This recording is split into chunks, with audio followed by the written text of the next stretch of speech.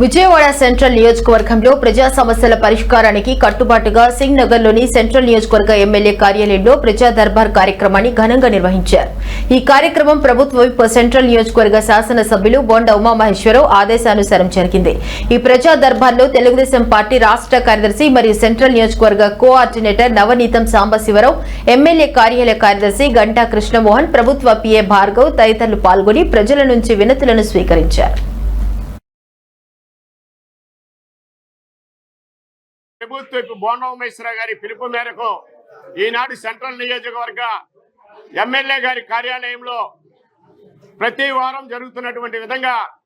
ప్రజా దర్బారు ఎమ్మెల్యే గారు శాసనసభ సమావేశాల్లో ఉండి నియోజకవర్గ అభివృద్ధి కోసం శాసనసభలో గొంతెత్తి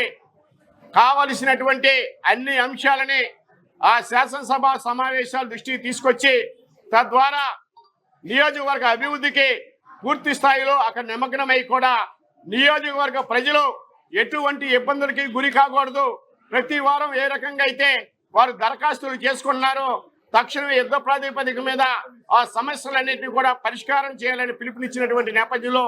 సెంట్రల్ నియోజకవర్గ ఎమ్మెల్యే కార్యాలయ సిబ్బంది అయినటువంటి వారందరూ కూడా ప్రభుత్వ అధికారులతో కలిసి ఇళ్ల స్థలాలు దరఖాస్తు చేసుకునేందుకు, పెన్షన్లు దరఖాస్తు చేసుకునేందుకు, అంగవికలాంగులుగా ఉన్నటువంటి వారికి పెన్షన్ ఇచ్చేందుకు, తోపుడు బళ్ళ వ్యాపారం చేసి తోపుడు బళ్ళు కావాలని కోరుకున్నటువంటి వారు ఇస్త్రీ పెట్టెలు కానీ, ఇస్త్రీ బండ్లు కానీ, టిఫిన్ బండ్లు కానీ అడుగుతున్నటువంటి వారితో పాటు స్థానికంగా వారికి ఉన్నటువంటి అనేక సమస్యల్ని ఈనాడు మన సెంట్రల్ నియోజకవర్గ ఎమ్మెల్యే కార్యాలయం దృష్టి తీసుకొస్తే తక్షణమే P4కి సంబంధించినటువంటి అధికారులందరూ కూడా